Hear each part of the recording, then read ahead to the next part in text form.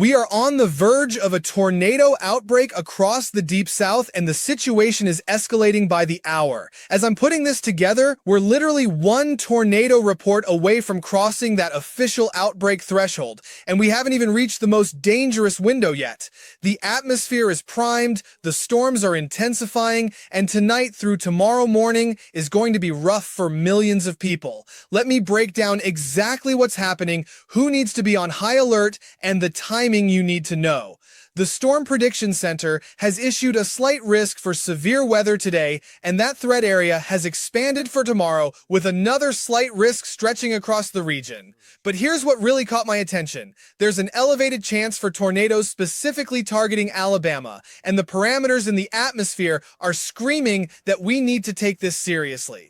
Let me show you the damage that's already occurred. Between yesterday and today, we've logged 9 tornado reports, all cutting through Mississippi. We've got confirmed roof damage from at least one of these tornadoes. This isn't theoretical anymore. This is real damage happening to real communities, and the storms responsible are only getting stronger as we head into the overnight hours. When I look at what's brewing in the atmosphere right now, all the ingredients for significant tornadoes are coming together. The Cape values, the wind shear, the dew points, everything is aligning in that dangerous way that makes meteorologists nervous. These storm cells are about to explode in intensity as we push through the evening.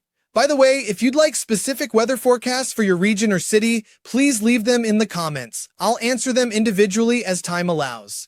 Also, if you like the video and subscribe to my channel, you'd be very grateful. Now let's move on. Here's how this is going to unfold. The severe weather that's currently impacting Mississippi is going to expand. We're watching strong supercells develop from Texas through Louisiana and back into Mississippi. There's even potential for waterspouts near Lake Charles that could come on shore and strengthen into tornadic storms. When you see that kind of coastal development, you know the atmosphere means business. The timing is critical here, so pay close attention. The instability ramps up dramatically between 3 p.m. and 7 p.m. local time.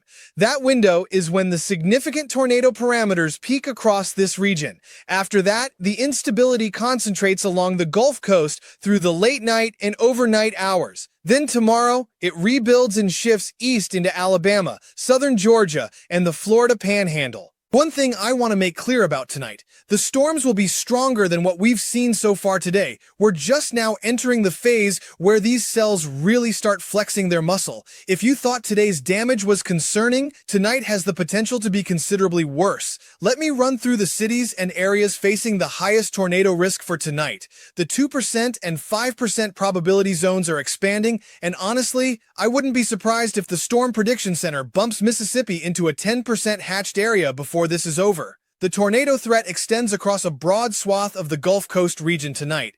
Beyond tornadoes, we're also dealing with damaging wind and large hail threats through the overnight hours. These supercells are full-package storms, meaning they can produce multiple hazards simultaneously. You might get a tornado and baseball-sized hail from the same cell, or straight-line winds that can rival tornado damage. Tomorrow brings a continuation of this threat, but with some important changes. The tornado risk shifts and concentrates across central Alabama. The Storm Prediction Center has that 5% tornado probability zone right over the heart of the state. This is where confidence is highest for rotating storms. The hail threat diminishes tomorrow, but the tornado and damaging wind risks remain very much alive through the morning and into the early afternoon.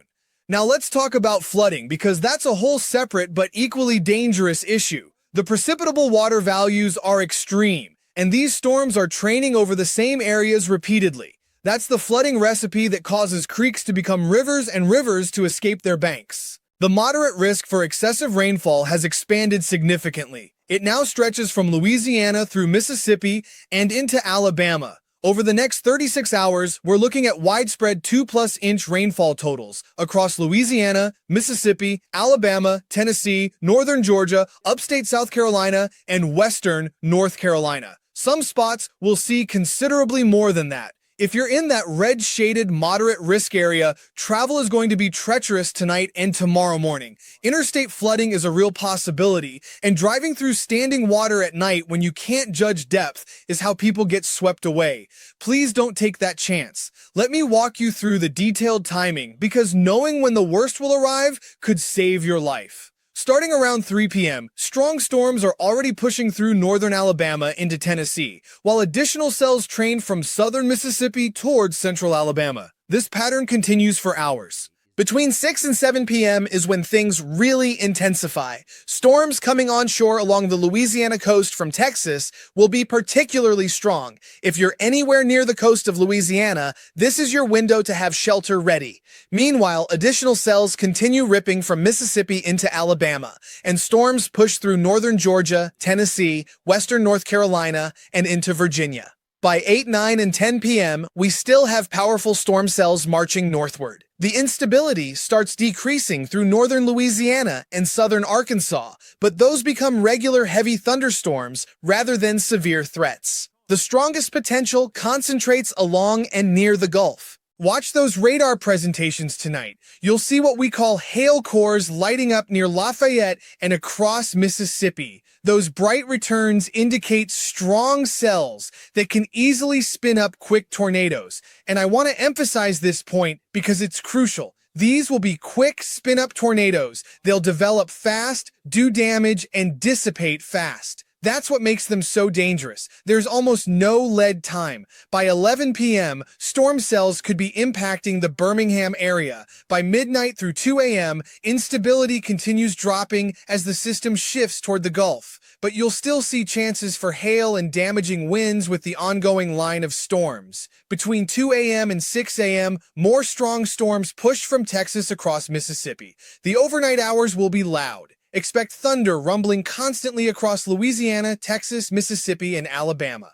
These storms mean business, and sleep will be difficult for anyone in the path. By morning and into the early afternoon tomorrow, the tornado focus shifts to Alabama and Georgia. The storms consolidate into that region while a strong line continues pushing through Louisiana and Mississippi. This line will drive the flooding threat forward. You'll still see some hail cores in the radar data around 2 p.m. tomorrow, particularly west of Montgomery, but the cells won't be as powerful as tonight's monsters. Here's what I need you to understand. Overnight is when this gets really dangerous. We're talking about potentially strong tornadoes moving through communities in complete darkness. You won't see them coming. Your only warning will be that phone alert or that weather radio going off. Please make sure you have multiple ways to receive warnings tonight. Don't rely solely on sirens. Many communities don't have adequate siren coverage, and even where they exist, you might not hear them if you're asleep.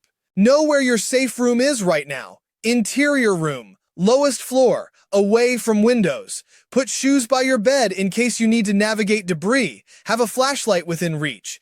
These simple preparations could be the difference between life and death if a tornado strikes your neighborhood overnight. Check on your neighbors, especially elderly neighbors who might have mobility issues or might not have reliable warning systems. Check on your pets and make sure they're secured somewhere safe. This is one of those nights where communities need to look out for each other. The storms currently showing on radar have already demonstrated they can produce tornadoes and significant damage. What's coming tonight is more of the same, but stronger. The atmosphere is more charged, the wind shear is increasing, and the overall setup is becoming more favorable for organized supercells capable of producing long-track tornadoes. Thank you for watching and see you next one.